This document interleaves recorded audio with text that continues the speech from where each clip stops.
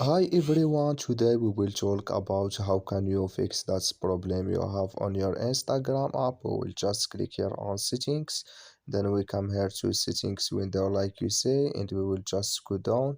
We will click here on apps, then we come to apps window like you say, and we will just go down here to looking for Instagram app here, and this is window.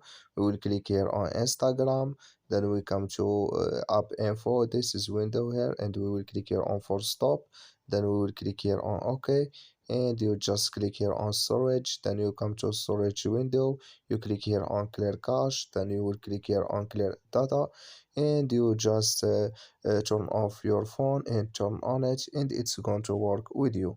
So that's all now. I wish now you I get it, you just follow this is way and it's going to work with you.